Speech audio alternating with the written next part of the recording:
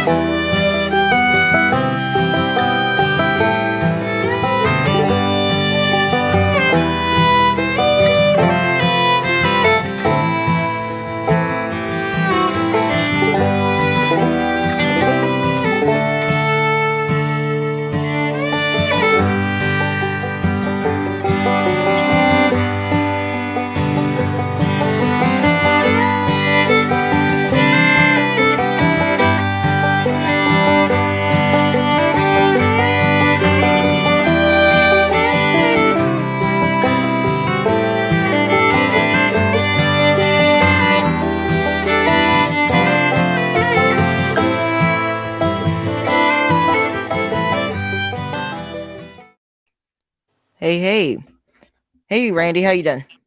Hey, Grayson. Doing good. Thanks for having me on, Good. bud. No problem. You doing all right Thank you. today? I'm doing good. Been busy, especially because Yeah. it's warm snap that we've had. I know here, I bet it's warmer where you're at, but here, like Oh, tomorrow's yeah. supposed to be 70 Yeah, something. it's 70 degrees right now here, and it's Yeah. 7 o'clock at night. Wow, that's pretty good. Here it's about tomorrow's gonna be like 70 for our high. It's gonna be nice. I went into the colonies a few days ago, Yeah. yesterday and day before yesterday. Found some good brood, so it's looking Yeah. good. So I've been busy trying to make it's sure. But I how just about got I you? just got back from Home Depot, and fog is rolling in pretty heavy right now. Yeah, And, yeah, it's and you here too. you probably don't know this about me, but I like to take pictures, and foggy night is a good time for it. And so I told my wife, I said, I'm fixing to dump Grace, and I'm going to the harbor to take pictures. And she thought, she didn't know I was joking, so I Oh, had to string her along for a little while before she said, "You cannot do that." I said, "Yes, I can. Watch me." And I said, no, "No, I ain't about to leave Grayson sitting there waiting on me. That would be horrible." yeah. Oh, actually, I ran late here. I'd say you got here before I did. Yeah, I was yeah. I was late. looking at. I recognize a lot of the names in the chat. Son of Yep. 1-1. I got some of his honey sitting here Yeah. somewhere. And yeah, Down here around in our area, we got a lot of fellow beekeepers. Big beekeeping community. We have Lisa. yeah, Ian is in yeah. here. Hey, Ian. There she is. Carl There you go. Sledge. What's up, Carl? The Brad Michael. Man at Faith and Apiaries, Cardiac Farms. We got a lot of people. Yeah, look, hey, Ian's in there. Good Yep, deal. he's in there. We've had him Got a on good here. turn. Grammy, hey. You know what I mean? Yeah, I got some figs from Grammy. It's sitting right here somewhere, and I got Yeah. some It's good to honey have honey from. out from all over the states. Just Yeah, you got Mississippi, Louisiana, yeah, Alabama. So yeah, yeah. there's I like the beekeeping community. It's pretty fun to do around. But I guess over for the introduction, I guess the first thing I wanted to talk about, because I know many people probably know who you are, but for maybe my family members who don't know who you are, I was wondering if you could kind of tell us your story of how you started beekeeping, kind of briefly, if you would. Sure.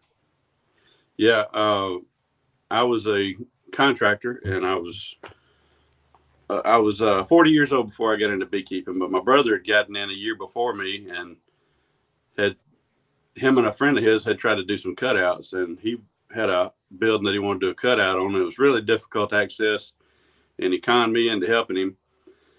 And I just, me and my dad both went and helped on that job, and I just thought it was just super interesting, a little bit of an adrenaline rush, and so that's how I got into cutouts. Is I was already a contractor, and then just added beekeeping to the mix. So I started doing cutouts, and that turned into extra income for me, and just got me interested in beekeeping. And I was really keeping bees for several years before I really got interested in beekeeping, because I was just enjoying doing cutouts. I didn't really care much about beekeeping per se. I was keeping bees fairly successfully, but just wasn't digging into the information. And so it wasn't really until I started the YouTube channel and people started asking me questions that I really started studying and buckling down, getting to be a decent beekeeper. Uh, so so for your family, I've been keeping bees for 13 years now, and uh, do a YouTube channel, do a little bit of entertainment, a little bit of education, a little bit of pushing people. Hey, get into beekeeping. Yeah. All that good stuff. Yeah, I think it's good. We just have fun with it.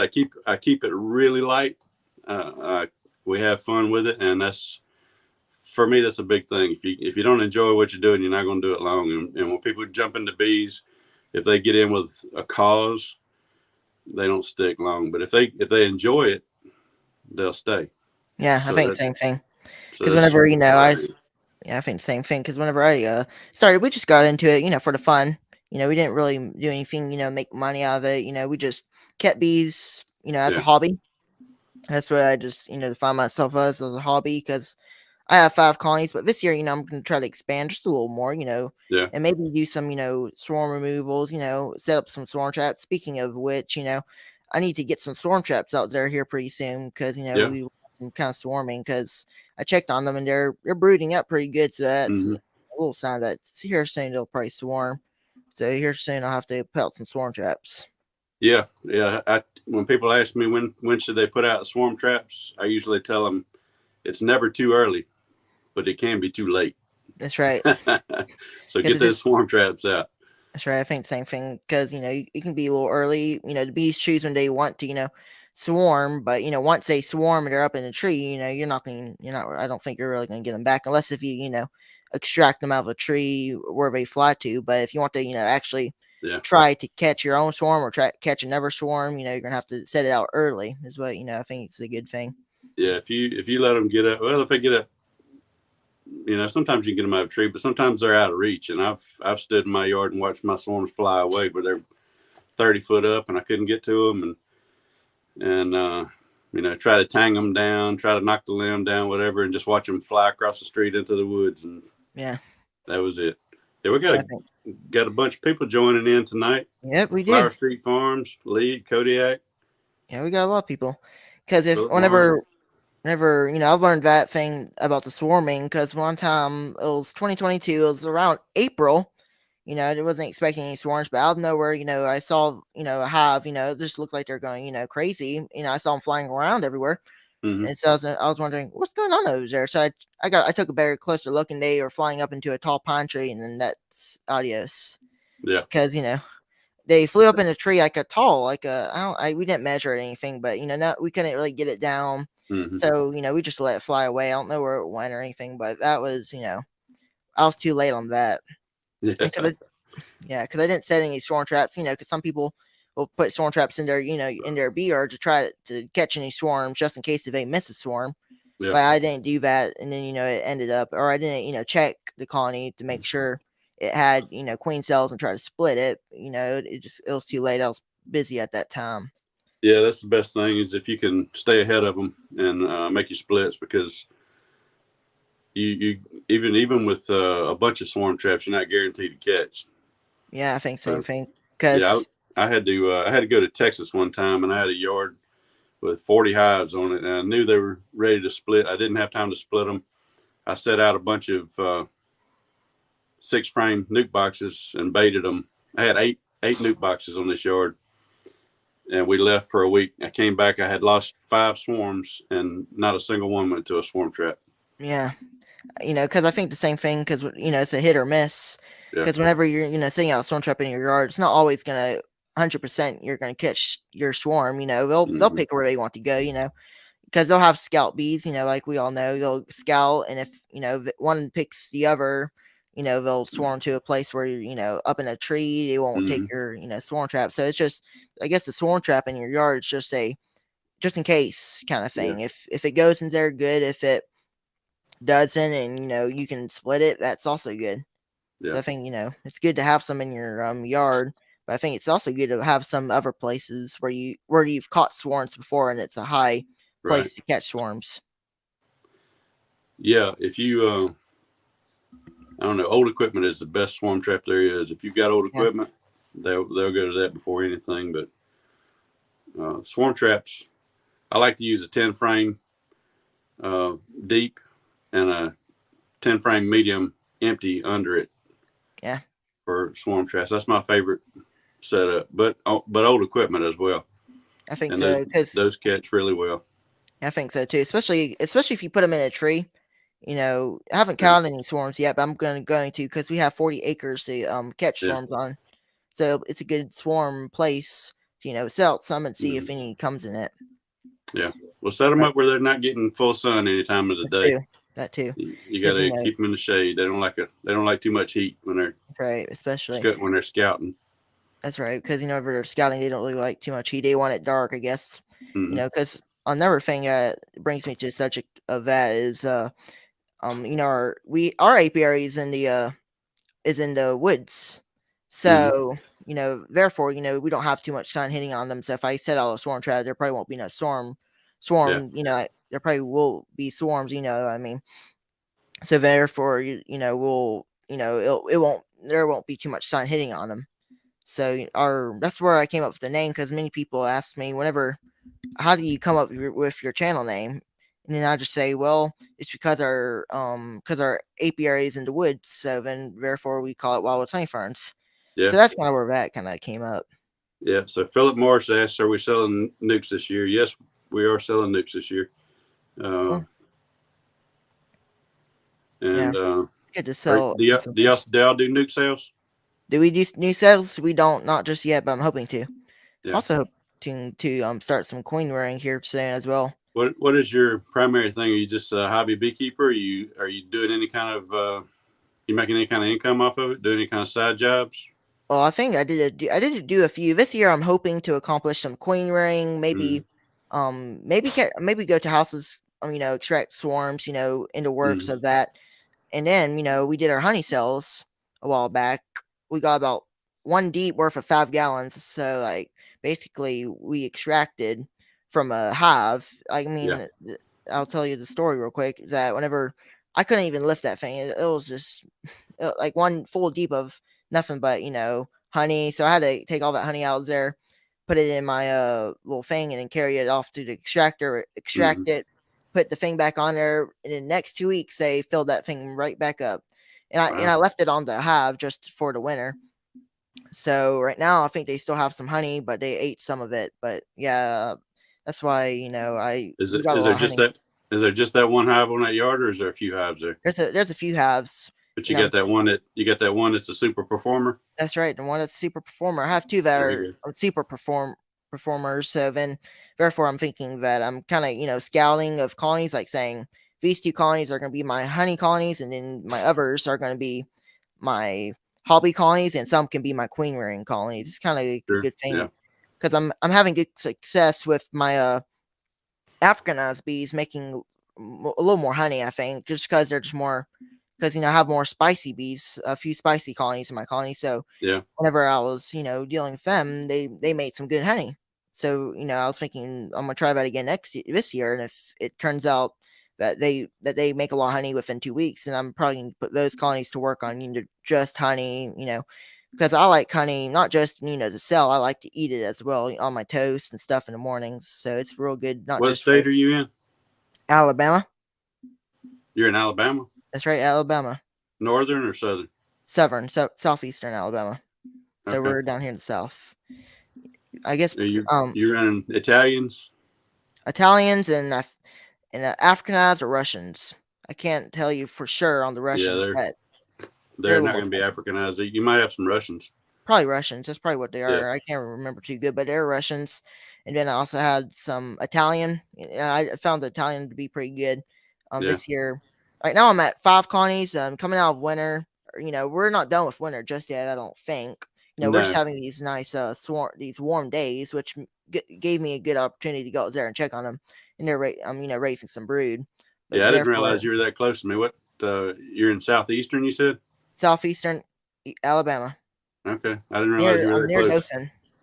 I, Somewhere around there. I was, I wish I could say I had researched you because I kind of wanted to come on knowing a little something about you, but Yeah, uh, that's fine. truth be We told, can. I That's didn't have time. I've been busy, but yeah.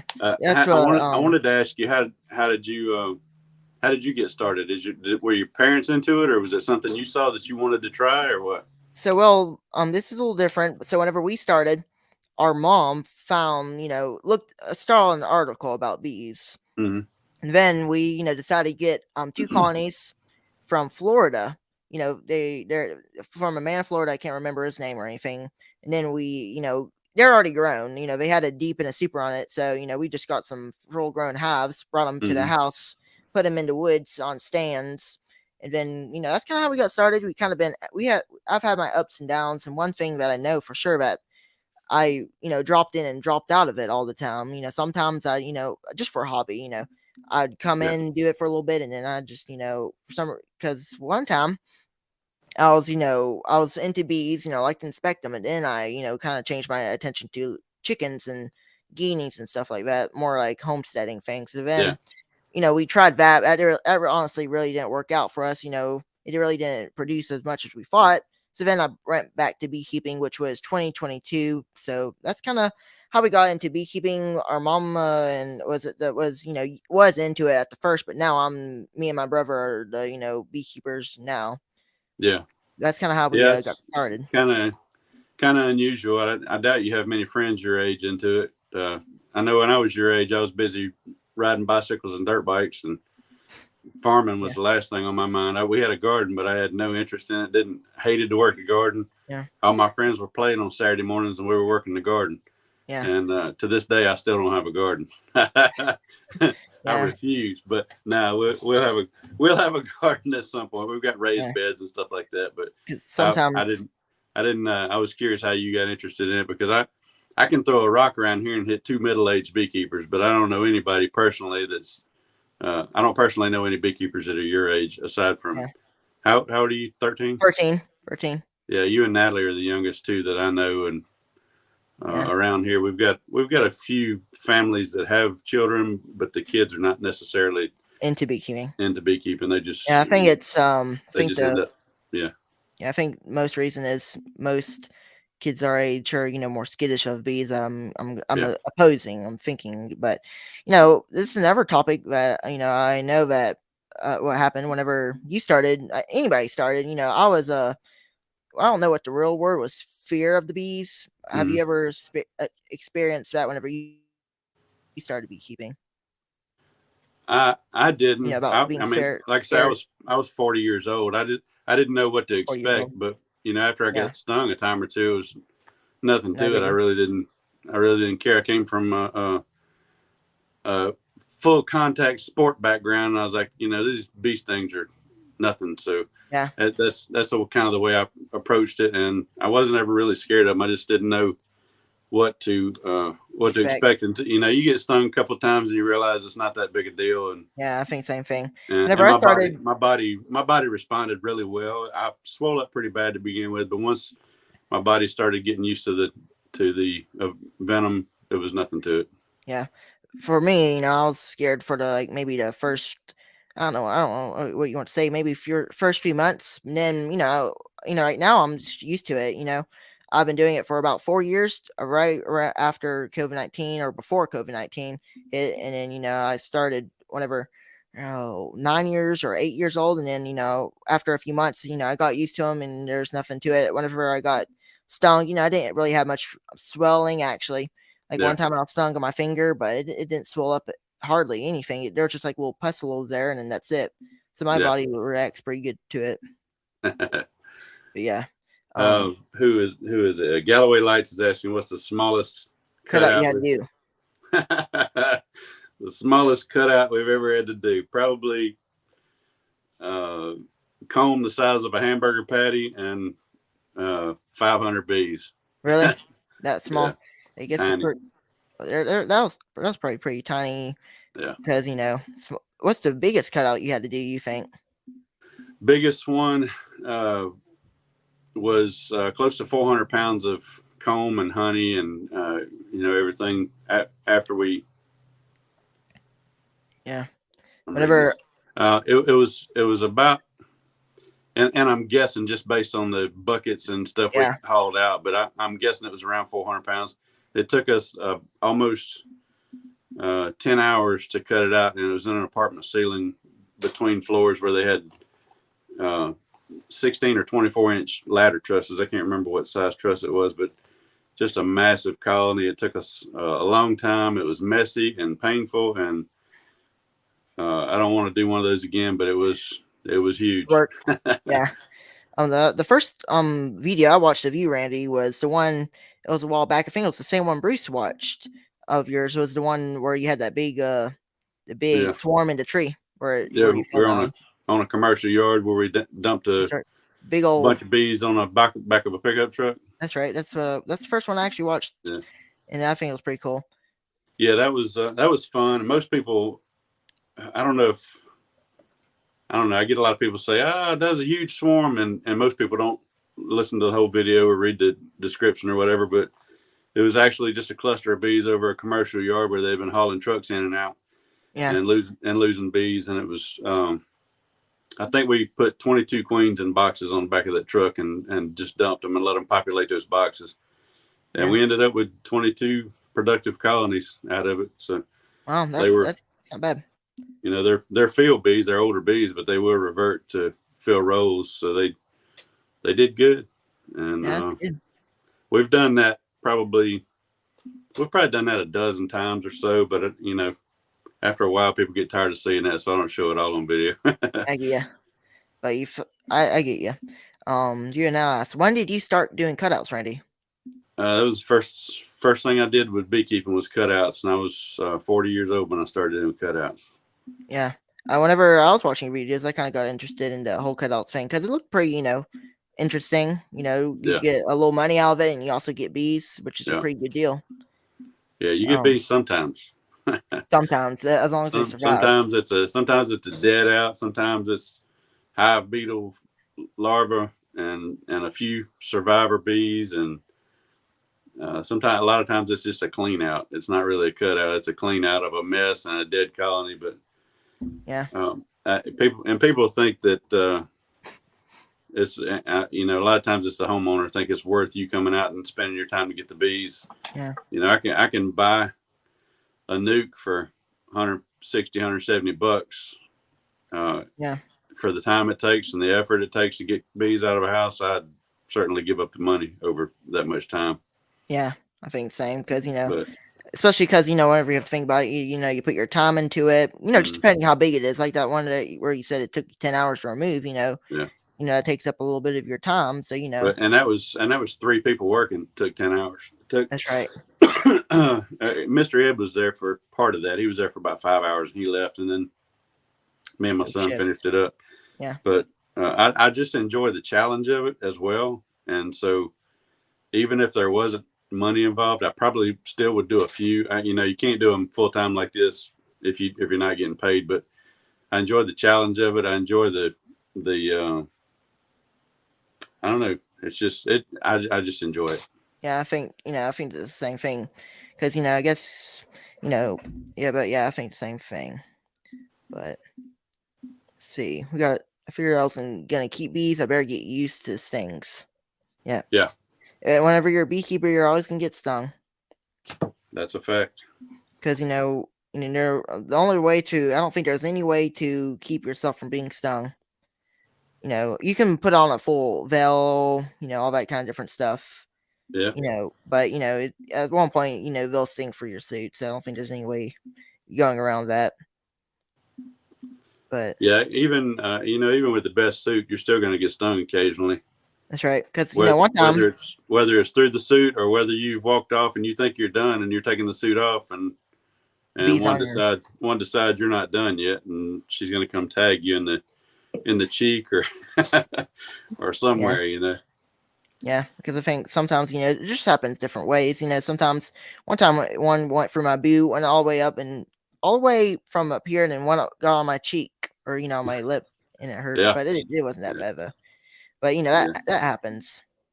yeah. And of course, I don't wear a suit a lot, so a lot of times I'm getting in the truck with bees on my back. I don't know about it, Yeah, and squish them, you know, and that charges a reaction, and they you start stinging squish you. them and you get stung. That's it. Yeah. Yeah. Galloway Lights asks, "How do you prevent a honeybee invasion?" Invasion of what? Invasion of what? Galloway lights.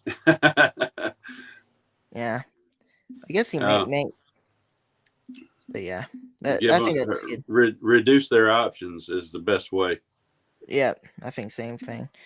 Reduce their If you're talking about structures, homes, businesses, seal gaps, seal yeah, cracks, reduce their options, and yeah, that's the best way. that's right. Because Or especially give them better options. Give them old equipment as swarm traps. yeah, I think that same thing. Because I know probably half of the removals you did was probably in old houses, right? Abandoned some of Well, them. you would think so, but a lot of them are in new houses. They're Really? being some of them are in new houses that are not even done with construction yet. Oh, because that's another thing. I talked about a little bit. Like bees go anywhere. Yeah. They'll live anywhere. They'll live in an old car. They can live in your own house. Hmm. Your attic. They can live anywhere Yeah, where they decide to. they are more prevalent in older homes because older homes come with maintenance issues, rot, cracks from settling, things like that. So the higher the population in your area and the more older neighborhoods you have, the more likely you are to get calls for cutouts. Yeah, And so we're in a pretty highly populated area down here, and the oldest neighborhoods down here, the houses were built in the 1860s roughly. yeah, There's not a lot of those still standing, but there's enough, and so even houses that were built 30, 40 years ago, they've got issues already. So they are an opportunity for bees to home up, and they'll do it. yeah.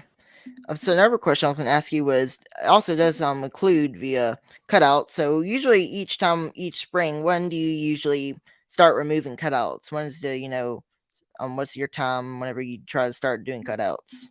Um, Like February or all. what day did we get home from Hive Life? Let me that think. that January was 9th, something like that. February 9th. February 12th, I did a cutout, and then Yeah, February, um, I mean, January 12th. January January 12th. 12th, I did a cutout, Yeah, that's pretty and early. And and plus, it probably lives. so I've done two this month. That's good. I bet it'll probably start piling up whenever we get more into March, April, and May, especially Late February, coming out. Get more. I'll start getting a lot of calls.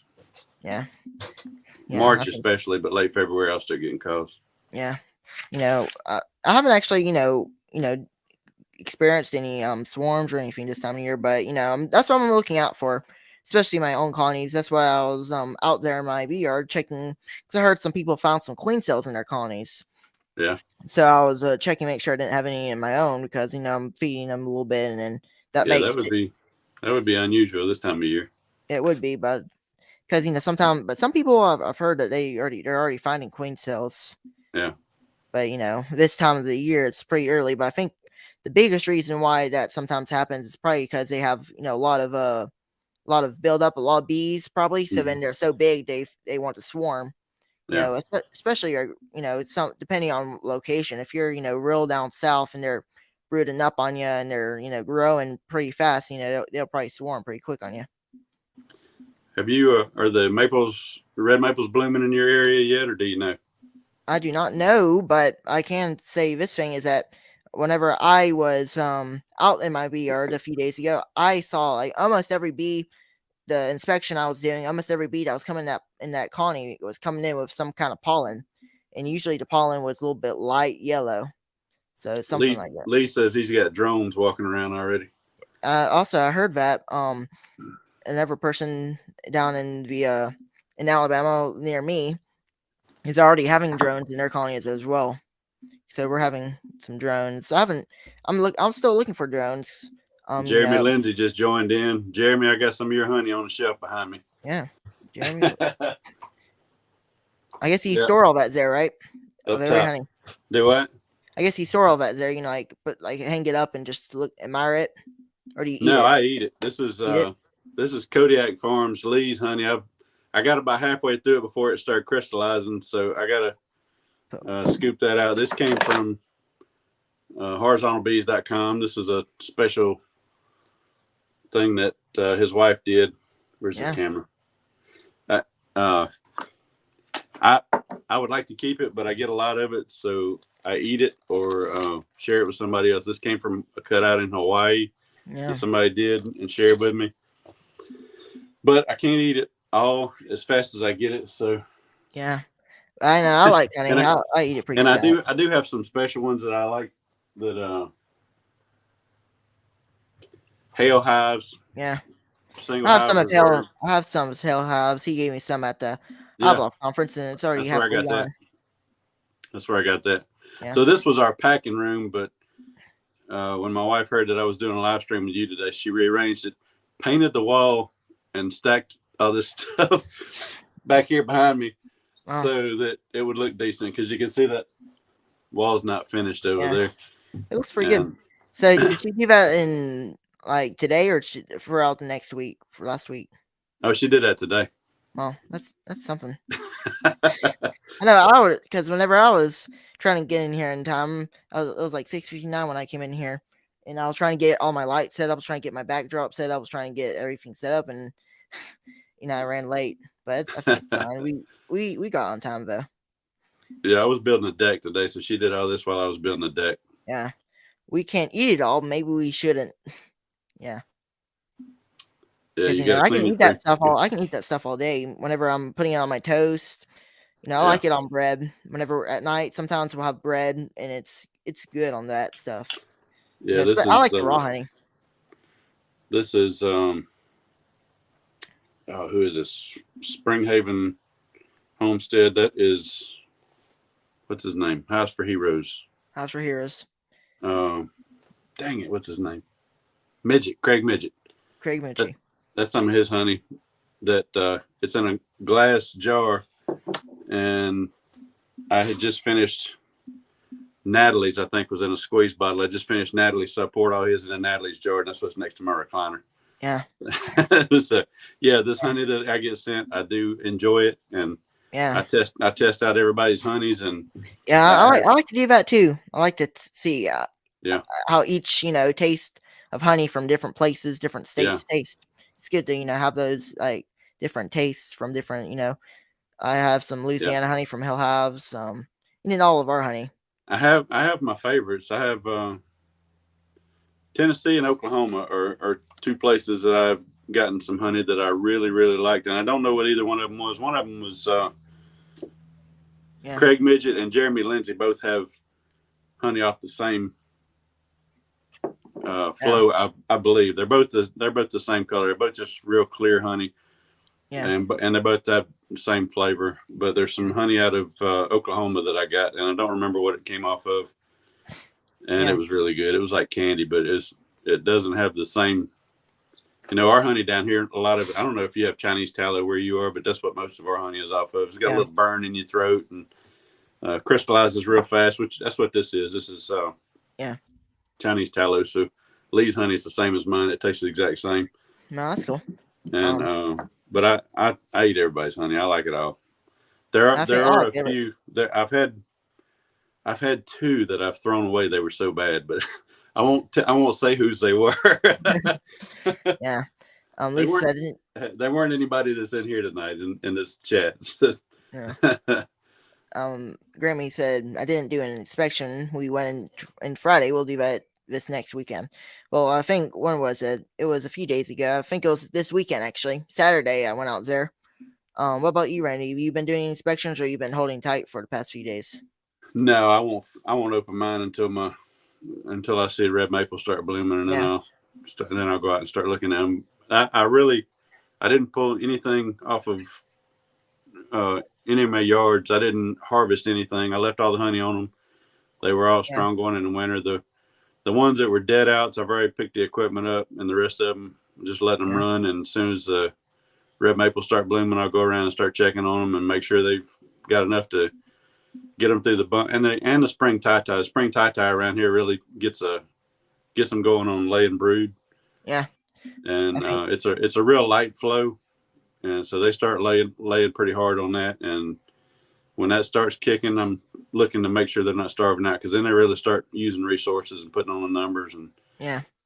it's getting warm enough that they're starting to fly a little more. So Yeah. I really kind of it's easy to monitor when you Yeah. open feed as much as I do, and you can kind of watch what they're doing, what they're bringing in, and Yeah. I think. I'm not open feeding because I think they're short on resources. But anytime I do a cutout and I bring it back to my yard, I leave all the comb out for them to work on. Yeah. And I think so same. I get to see what they're doing. Yeah. Whenever I was talking about, we had a lot of pollen coming in. Because what I was gonna say was that usually, sometimes each winter we'll have maybe something blooming. I don't know what, but sometimes we don't. Sometimes we do. It's just all different. But right now they're on something, because I can tell. They're just on some kind of pollen. They're bringing something in. Mm. Because each colony I go to, they're bringing in pollen, which is a good sign. Have you seen what color it is?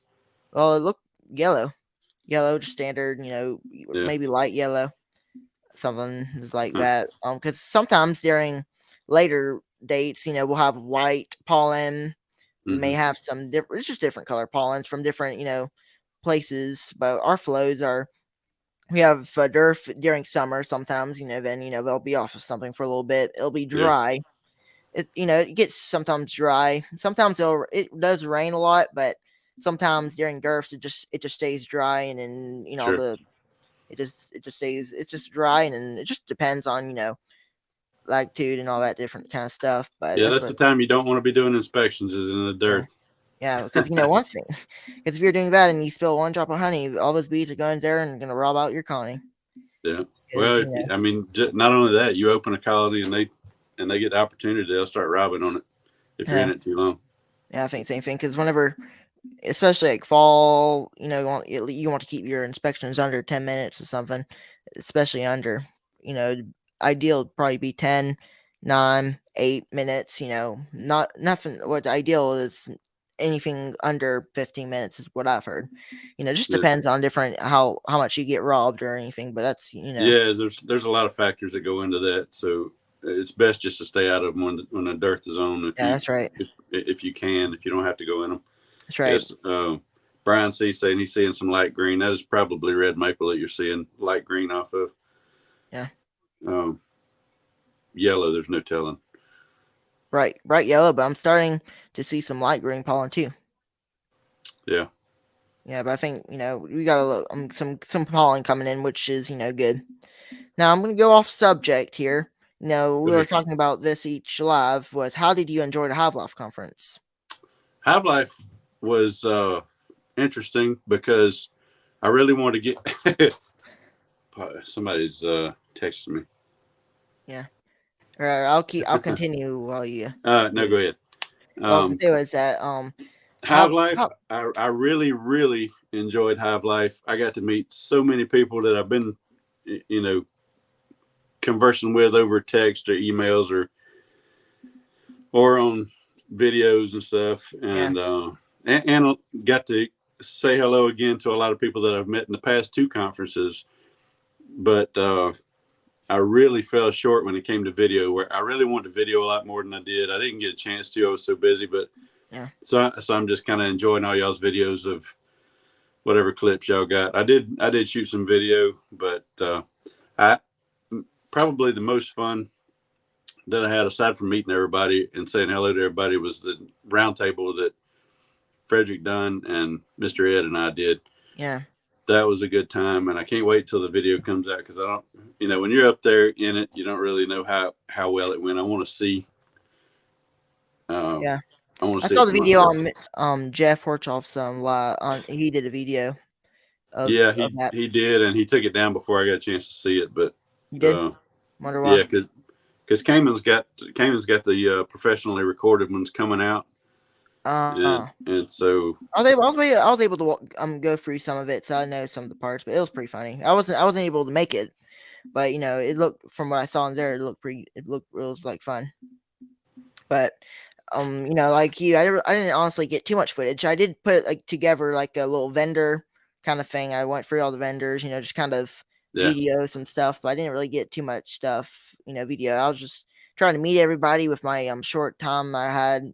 yeah, you 'Cause- were all over the place. Tried to yeah, say hello to you, and you ran past me. I was yeah, like, "What the heck was that?" yeah. I was trying, that day. I was trying to meet people. Yeah, you were all over Yeah, the place. yeah. I was trying to look at everything I could because we listened to some of the speakers. Yeah, I was listening to Richard Knoll for the queen ring because I want to try some queen ring. Many people know I'm gonna try to this year. yeah, I'm gotta get a few things, but I got most of all my stuff. But I'm gonna try some queen ring this year, so I listened to him on a little bit on that kind of stuff. But it was partially a blur because I had that short time period to meet everybody yeah. to make sure I could at least shake hands and say hi. Hmm. You know, I was Yeah, I able to got shake. to say hello to you, and I think Fred was standing there next to us. I'm not sure, but got to Yeah, I say can't hello to remember. you for a few seconds, and saw your little brother somewhere. I forget where Yep. he was. Yeah, he was somewhere. He was following me. Yeah. But he's behind here backstage, kind of dealing with Okay. different stuff. He's kind of because whenever I have him in here, I'll just put him in the backdrop, and then he just makes sure everything's running. Like pops up comments because one thing about this laughing is whenever I'm doing this kind of stuff talking, these things go down pretty fast. I Yeah. can't read everybody's comments. I might miss a question, so sometimes he'll star it. But that's what he does, and yeah, it was I was able to meet many people: Lee, Kodiak Farms, Bob, Yeah. many of these people in the chat. Some of them wasn't able to go, but I got to meet some of them. I was able to talk to Frederick Dunn for a little bit, and some other Yeah. people. Yeah. I was disappointed that didn't get to spend more time with more of the folks that I wanted to Yeah, talk to, and but that's how it goes. Everybody's busy. It was a real busy conference, it was. and yeah, Jeremy Lindsay's asking, or he's saying he's surprised I didn't have a camera set up in the corner. Well, I did, Jeremy, and I think you're on it a few times, but I had Yeah, time lapse running over there, so I don't know how it's going to look. I haven't looked at it on the playback, but yeah. I I was did gonna. record some time lapse. That's good. Whenever my plan was to go to a conference and do some interviews, but I wasn't able to do that. I was just kind of busy. I was trying to go around meeting people, Yeah, listening. But I did get some footage. I got some footage yeah, about for the Hive Life, like the vendors. mm-hmm. Just kind of like a quick walkthrough, kind of showing of what was there. You had the little raw bees there. You had so many. There was like I don't know 200 vendors there. I was able to go by each one and kind of see what they have in the Sure, store. yeah, I didn't get too much stuff. I just got a mic tester and a few other things, and that's about it. yeah. I wanted to make my rounds to some of the vendors that I didn't get to see last time, and I just really didn't have much time to do any of that. So Yeah, I really don't know what I got. I've got to go through and edit it, and it's going to be a long process. I haven't even started on it. yeah. But yeah, it was. I think it was great. Hive Life is so much fun every year. This is my Yeah, third year. This is the third year for Hive Life, and I've been there every year. yeah. And This it's is our just first year. it's just it's like a summer camp. You go back to Yeah, summer camp, you see the same friends you had last time, yeah. and Because it was good. everybody's excited to be there. Everybody's having a great time, and Yeah, yeah, because whenever that happens, you get to put to a face to a name. yeah, Because the comments. I see all these people down here, commenting. They comment mm-hmm. on my videos and everything on my live streams. And Yeah, then I was able to put a face to their name, which was great because there's a lot of people there who knew me, and some of them I didn't know them. yeah. So Jennifer King's in the comments. yeah, Jennifer was at our booth, and yeah, matter of fact, she came to my house this afternoon to pick up some pollen patties that she left in the trailer. Hey, yeah. Jennifer. Jennifer asking, what was your favorite booth there? Oh wow, that's tough to think because there's a lot of booths there. There's a Bob Benny's booth, but if I had to say something, I can't really say for sure. I liked all of them. I guess I would just say Bob Benny's. And then I went by yours, Randy, a few times, but it looked like you're pretty busy because there's Yeah, I kind of stayed out of there. I let the ladies run it. yeah, I would too if I had a booth. I'd probably be going around actually doing other stuff.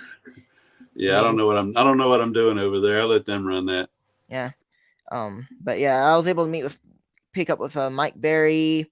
Yeah. We've had a lot of people on. What was it? The week before last. We had Mike Berry on this thing, and that was Okay. pretty fun to talk to him for a little bit and meet him at Haveloft. So it was great. I really enjoyed the conference. Yeah, Bob's one that I would have liked to have spent more time with. I only got to talk to him for just a few minutes. I bought some bottoms and tops from him, and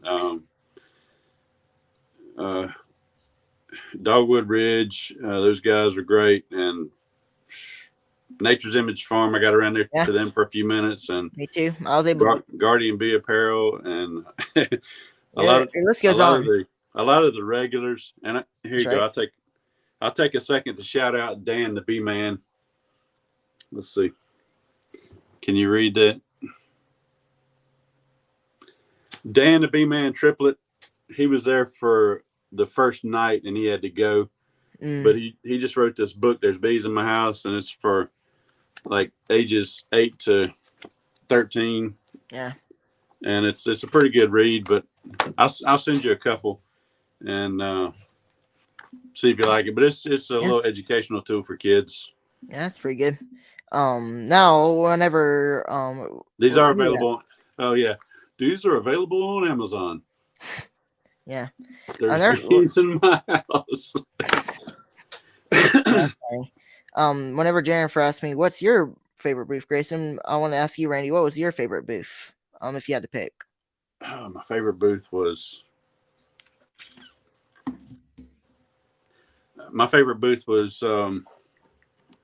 Ricky Rourke's booth because his wife was passing out samples.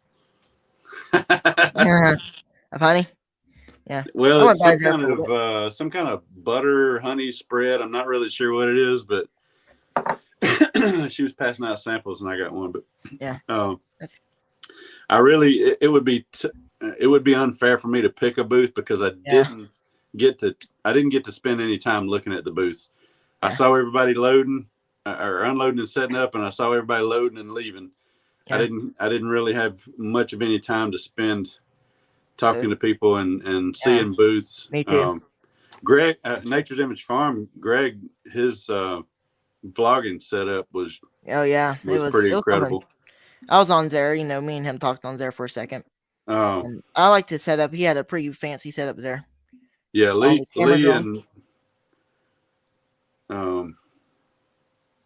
and Bob was having fun over there at the Long Hive booth, but but Greg was killing them with that setup. Yeah.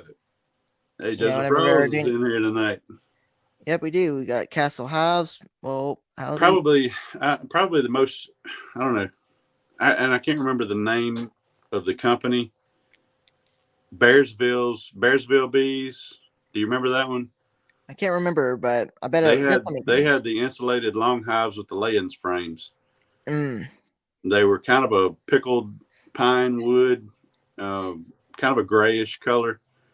Those were interesting to me simply because insulation in a colony is important to me.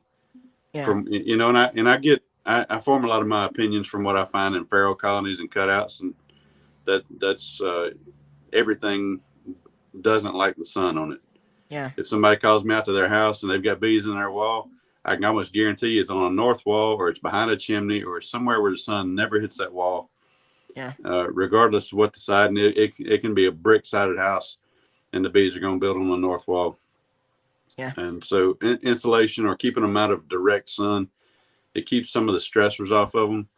Yeah. And so those insulated hives are pretty neat. And I was talking to Ricky about that, and he said, "Yeah, I'm taking notice. I'm making notes." So he might be building some insulated long hives here soon. it's good to expand what you're doing. Because I went by Ricky's for a second. I looked at his horizontal hives. They look pretty cool.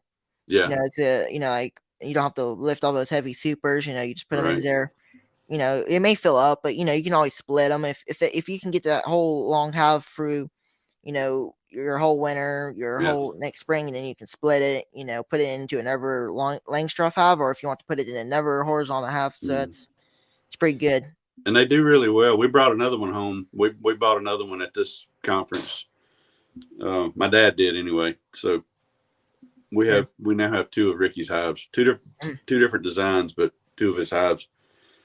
And the first one is the one with the big roof on it. I can't remember what the design style he called it, but it's got space for a super on top of. You can put a 10 frame deep on top of the long hive portion of it, Yeah. and or you can put a inner cover and just leave that open for insulation purposes. But the bees have done really well in that Yeah. with very little intervention, very little work on them.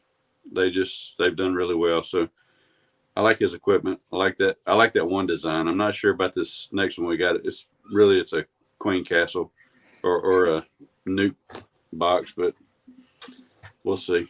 Yeah. It's heavy duty for sure, and it's built well. Yeah. I don't have one of Ricky's hives yet. But one day I may build one, or one day we may get one from him, just to see how they work Yeah. out. Because that's one thing I hear sometimes that about different. There's so many different house styles. So you have the Mm-hmm. normal war you have the Langstroth. For me, people Mm-hmm. ask me what do I run, like what do I run? Do I run double deep, singles? And that's never a good subject we can quickly talk about. For me, I run basically everything, kinda, except Yeah. for 5 frame nukes or 5 over 5. I run singles and double deeps, and I do have one with a deep and a super. So I'm just kind Mm-hmm. of mixed. What do you run? What's your thing that you kind of like to go toward? I primarily run 10 frame deeps, and it's not because of anything other than the availability of the equipment. Yeah, I think same Um, thing. I'm in the process of building my own long hive. Not trying to compete with Ricky or anybody, and I probably won't sell them. It's just I have a design in mind that I want to build, and I'm going to build it. And so it's not going to have frames in it. Yeah. It's going to be on the pedestal where it rolls over, and you cut comb when you're ready to harvest. Yeah. Because I kind of like I've been kind of singing about different things, and I kind of like the single deeps actually, because I can kind of feed them easy if I need to feed them a little bit. Maybe if I run out of food, it's just easier to run and Yeah. less more equipment you need to do. I do have 2 double deeps. The thing I like about double deeps is they have some more food in there, so Yeah. then it's just a little difference about different things. Yeah. I run double deeps for my brood chambers, Yeah. but as far as hive size, I like to stay consistent. I like to run all deeps. I don't care about running mediums or shallows. All that does is mess me up in the spring. If I've left some honey supers on a box, and now I want to make splits, now I got a bunch of brood in medium frames, and Yeah. and so it's tough to make a bunch of splits that you're selling in Yeah. deeps. You selling 5 frame deep nukes, and you got a bunch of brood in mediums or shallow frames. So it's easier for me to stay consistent and run everything in deeps. Yeah. Galloway asks, "Have you ever seen honey on the bottom of a cutout and brood on top?" Yeah, there's always a honey ring on top above the brood, but yeah, I've seen a lot of instances where especially in walls where the orientation is vertical. Yeah. There might be honey. I mean, if it's a 7 foot tall hive and an 8 foot wall, there might be a foot of honey up top, two Yeah. 2 foot, 3 foot of brood and honey around the outsides, and then a bunch of honey below that. So Yeah. yeah, I've seen about every orientation that they could possibly build. Yeah. This is one Or more thing that another subject that we can talk about for a second is that so if you have a new cutout, or somebody a beekeeper who wants to go into cutouts, what would be a few tips you'd give them? Simply learn construction. or construction. Yeah. The beekeeping end of it is a lot simpler than the construction end of it. So if you don't know what you're doing in somebody's house, it doesn't matter what you know about bees. If you don't know what you're doing in somebody's house and you go in and cut some wires or cut a water line, or you can do some damage if you're not careful. Yeah. So when I see people do cutout, and I haven't seen one in quite a while, but I used to see YouTube videos where somebody would go into a wall with a sawzall, and I'm just cringing. I'm just like, I know they're not going to hit nothing, because if they did, they wouldn't have the video on YouTube. But that's just not the way to do it. Yeah. I think same thing. Because Yeah, it's good to have learn construction. The bee removal end of it is simple compared to the construction. Yeah, and construction is not incredibly complicated if you know the basics and you know what tools to use. It's not rocket science. Yeah. But yeah, that would be my and buy a FLIR, buy an infrared camera, and that'll minimize the time that it takes you to locate a colony, so you're not drilling holes and using a scope because you don't want to go into you're trying to find your colony and keep on and then you never find it and leave holes in their walls. So yeah, I think it's good to do that too. Yeah, I mean there's ways to do that and not leave the house looking like you destroyed it, but it's just so much easier if you have a FLIR and you know how to use it. Yeah. It's just so much easier. Yeah, I think same thing. But the drawback to that is if you have a FLIR and you go out to a house and you locate a colony and you give somebody a price and they don't really want to pay, now they know where the bees are at. So now they're calling 5 other beekeepers going, hey, the bees are right here. Can you come get them out? And so now nobody has to hunt. They don't have to guess. They already know exactly where they are because you just showed them. Yeah. But Yahweh asks, how many multi-tools have you burned out for your cutouts? Only one. One. Not bad. I use pretty high dollar equipment. I don't use any. I don't know. I hate to sound like a tool snob, but I just bought my first Harbor Freight electrical tool yesterday, and it was a RotoZip. And I don't know. Oh, here it is.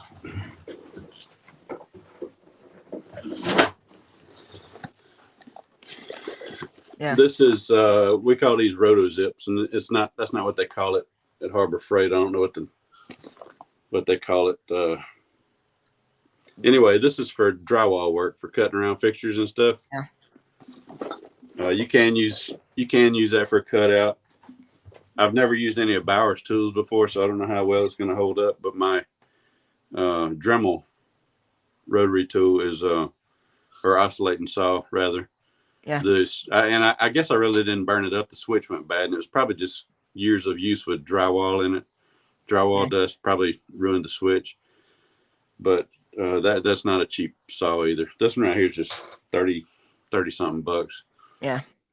But only one of those have I burned up, and I've burned up a couple drills and a couple skill saws. Yeah. Yeah. But that's over the years of construction, not necessarily just cutouts.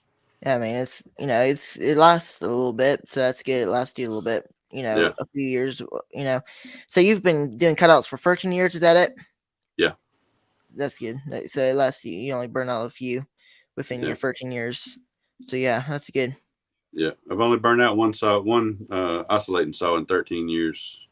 So yeah. But cutout tools labeled for bee cutouts. Yep. But I think the same thing. What's that?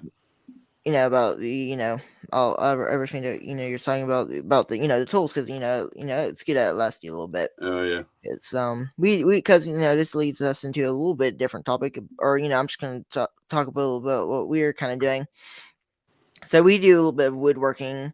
I don't know if you really want to call that what you do, but just like building nukes, building up boxes. We just got done building some McCaffrey nukes, because that's one thing that's okay, good about it is that, if we ever need to build some, we can easily go to the store, get our wood, put it together, build it, and then there you go, you got a new. And it only takes us, as long. Well, it took us a little longer this year because we're outside in the cold, so that slows us down.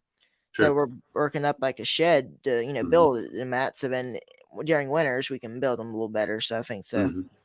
But that's what we so I don't have to worry too much about buying I guess buying the boxes. I probably will sometimes buy boxes just in case if I can't get around, we can't get around to building them. We can just buy some boxes, but because I have some boxes, like believe it or not, I have more supers than I actually do deeps. I have at least I don't know 20 25 supers, Mm-hmm. in storage and outside, sitting up on tall. If you see, sometimes you'll see whole stacked up of supers, not in use. So this year I'm gonna be using those supers for I guess just honey on the colonies that are making a lot of honey. But yeah, that's what we kind of do. We kind of build our own stuff. We build our boxes, build our nuke boxes. But yeah, Yeah. Yeah. We've built all of our own equipment for years out of whatever we had up until probably the last 5 years. It's just gotten to where it's just easier to buy pre-cut equipment. yeah, But I use a lot of old discarded commercial equipment too. If they can run bees on them and take them to almonds, uh, and they think if they just came off almonds and they don't want the equipment no more, hey, I'll use it and run bees for another 5 years in it. I don't care if it's got a chip in the corner yeah, or a little rotten spot on it. And bees don't mind that ventilation at all down here. yeah. They don't. But It doesn't matter. we've used recycled siding off of houses. We've used uh, Lowe's and Home Depot boards, and anything else you can imagine that just made it difficult, just time consuming, and wasn't a great build. Held up for a few years, but just in the end, the corners, the ends opened up, it warped. Uh, Yeah, just difficult to deal with. yeah. Galloway asks, what is the most unusual cutout tool you have used? One that I still use. One that I still use occasionally is a long handled paint roller that uh, the you get the handle and then you got this much of a rod with a 90 on it with about this much of that 90. And what we use that for and how we came up with that is I needed a way to get up. It's hard to describe. Yeah, Joist space, comb straight down, no room to get around it. And I needed to be able to get up past the combs and cut the tops. So we had this paint roller, long handle paint roller. We cut the roller end off of it. And so I can put that hook up in there, run it all the way to the floor, and just rotate it around and cut the tops of the combs and drop that whole comb out without having to make long cuts on the comb and just have honey running everywhere. And it's still not the cleanest thing in the world, but it's a lot easier than trying to take a 14-inch knife and go up and over. So you're reaching up in there, rotate it around, cut it, rotate it around, just move it down and cut the top of the comb and drop them out. yeah, So that's probably the most unusual. And I need to, yeah, Granny's midwife. So Granny's midwife says barbecue spatula. I use a barbecue spatula on almost every cutout. yeah. There's a lot of different things you can use. Like Yeah. reuse different stuff. To make it work. Because whenever I sometimes do videos on you can sometimes moisture, if you have a moisture problem, it just depends on where you are. Because I was doing this little thing that make a quilt box of your own. You have you should, as a beekeeper, you should have these few things. Because you should have all you need is a super, inner cover, and a lid, and that's probably about it. All you need, and you need the material to like the fabric, because we do like sewing stuff like that. So then therefore we have some old scrap fabric, like big pieces of fabric you just put in there, it absorbs the moisture. So I've came up with that. Yeah. Because I kind of teach kind of about you can use things of what you You have. talking about using it like a quilt box? That's right. Like, you can buy them on the market, but or if you wanted to, you can make it more simpler. You just put an inner cover, put screen on it, put your super on there, put your material on there, put your lid on, and that's kind of like a homemade quilt box. I use pet screen a lot for inner cover, or in the place of an inner cover, and it just keeps them from propolizing the lid shut so bad. I can pull because we don't have a lot of wind here. We don't have problems with equipment blowing over, lids falling off. We don't have bears or nothing like that. Yeah. Nothing really pulls the lids off, so it's easier on the equipment if I'm not having to pry the lids off every time I go to do an inspection. So I take chicken feed sacks, dog feed sacks. I cut them up to fit the dimensions of a 10 frame box and just lay them on top of the box. But I use pet screen in that place a lot of times too. Pet screen is kind of a heavy duty screen, and it still leaves ventilation. But they usually propolize it all shut, but at least they're not sticking the lids down. So I just pull, and it's easier to go into the boxes as well too. You don't have that big crack when you bust that lid open. All of a sudden they have a rush of air, and you've shaken the whole entire stack. You upset them, so you can just pull the lid off and a frame at a time. If you want to, just peel that pet screen back and expose a frame at a time, and lay it all back down. Put your lid back when you're done, and they're a lot calmer that way. Yeah. One. The feed sacks are a little not quite as smooth, but pet screen works really good. I think same thing. 71B says -45 is the coldest I have been in. I would love to visit. I've not been in Canada for a long time. Yeah, I don't. I probably wouldn't want to. I probably wouldn't do good in that cold weather. Because I might. I'm built for it. Yeah. Got that extra carrying on me. Yeah. Yeah. Yeah. I don't know. I don't know how long I could enjoy that, but I've never been in that kind of weather. I would like to spend a winter in that and just see what it's like. Yeah, it'd be cool. But because we have some Canadian beekeepers in here. We have Brett at Bee Man Faith and Neighbor Areas. We have Ian. He was in here a little earlier. But right.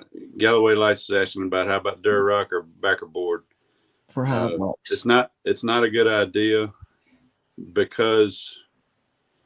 Now, if you're talking about building the whole box out of it, it's a horrible idea because it crumbles and breaks up, especially Durock. But the insulation value on it's horrible. The more dense a material is, the less the R value is on it.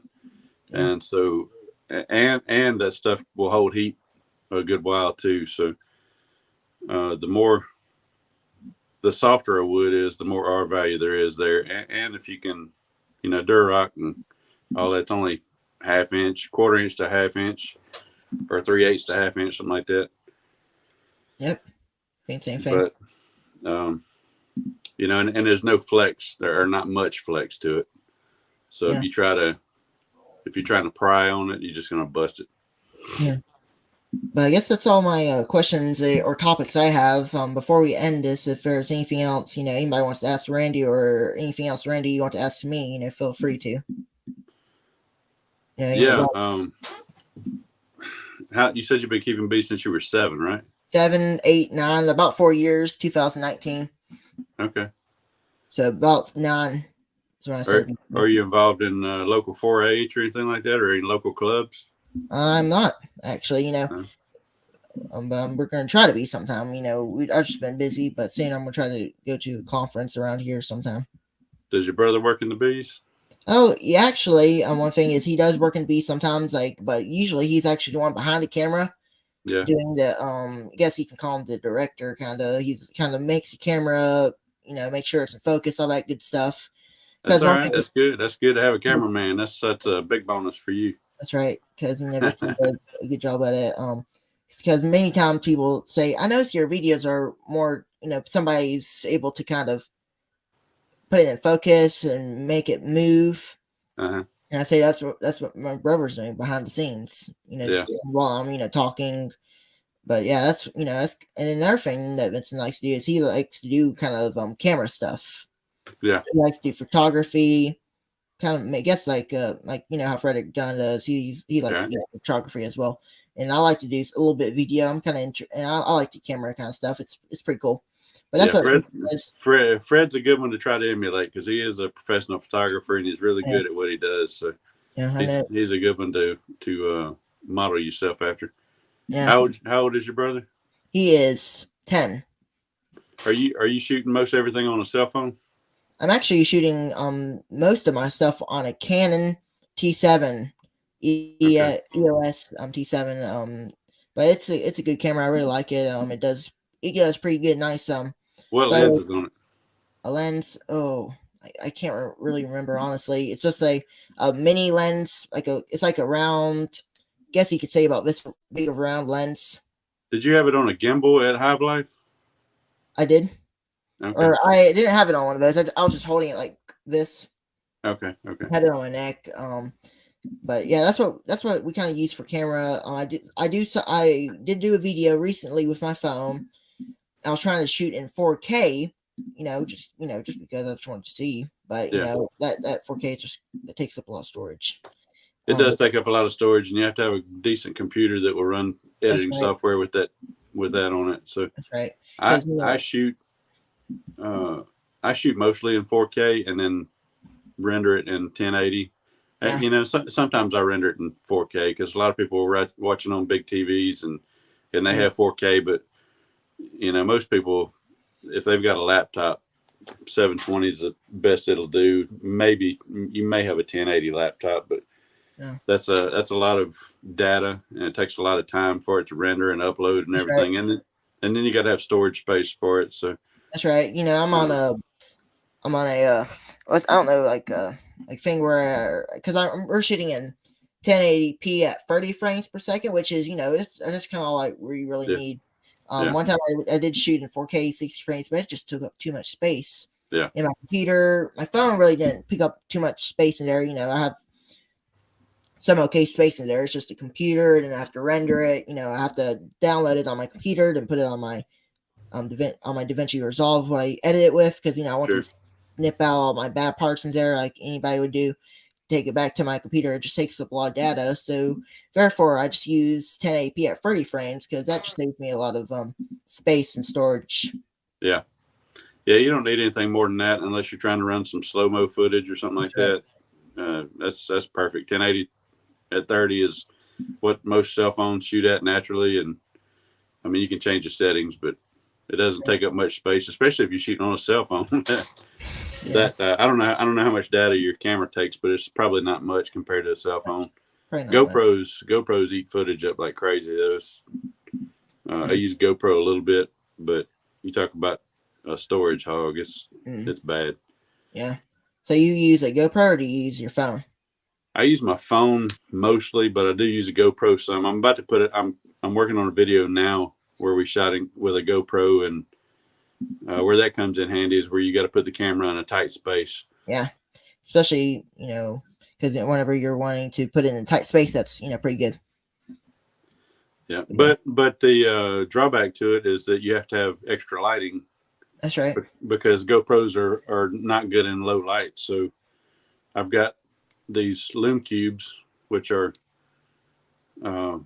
pretty expensive lights, but they are water resistant. They're probably waterproof, but they have Bluetooth to your phone, and you can control the levels on them and everything.